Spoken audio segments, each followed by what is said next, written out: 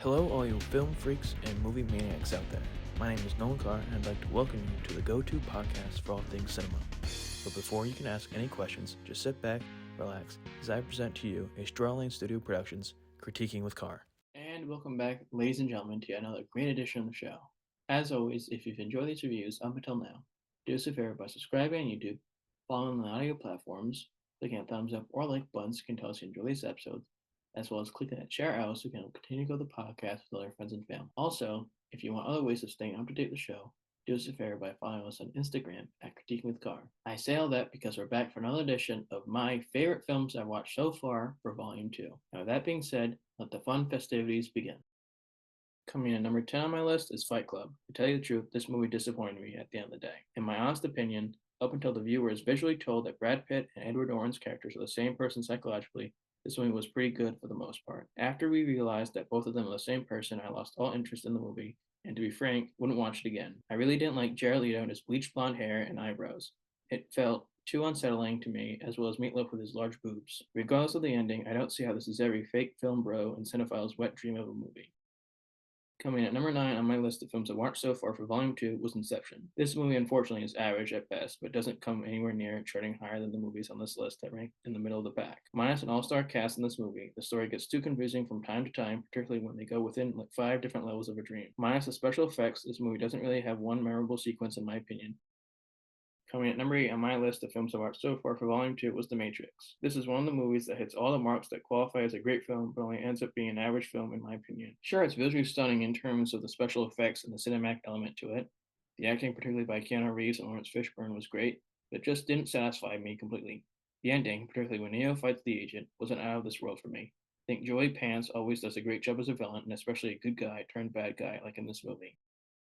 Coming at number 7 on my list of films I watched so far for Volume 2 is Spider-Man Into the Spider-Verse. Now, to tell you the truth, I felt a little disappointed after watching this movie. I say that because when I first watched this movie before starting this podcast, I thought it was out of this world in terms of how it looked graphically and special effects. As a viewer, I don't think that the bad guys were menacing enough. I also think that the end of the movie dried down a bit, particularly when New York was turning into what looked like Duplo's version of Legos, except in the color of a rainbow that's in an oil spill, if that makes sense.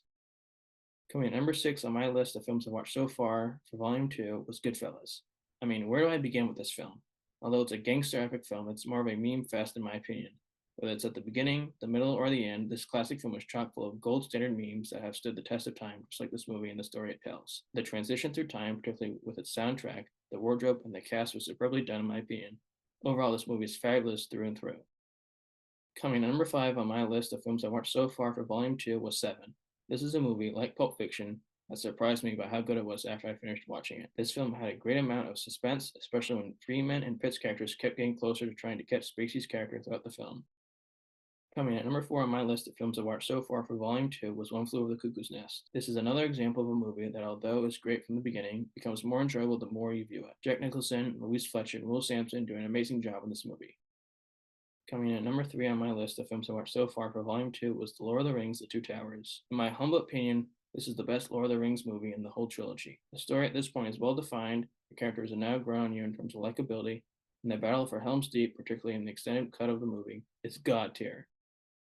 Coming in at number 2 on my list of films I watched so far for Volume 2 was Forrest Gump. This, like Shawshank and 12 Angry Men, is one of the greatest films ever made that is as close to perfection as a movie can be with very few, if any, errors at all. Tom Hanks shines brightly in this movie along with Sally Field and Gary Sinise. The film moved along at a fine pace and it kept you watching the whole time regardless of how many times you've seen it.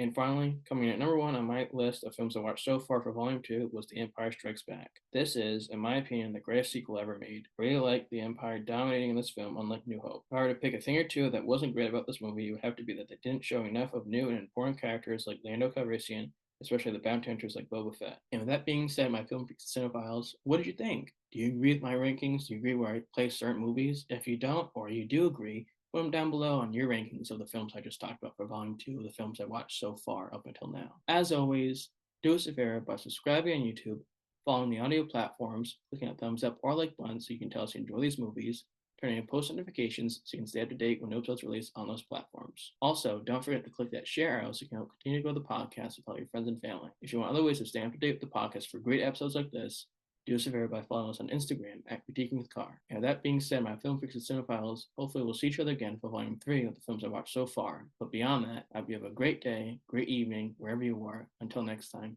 take care and happy viewing.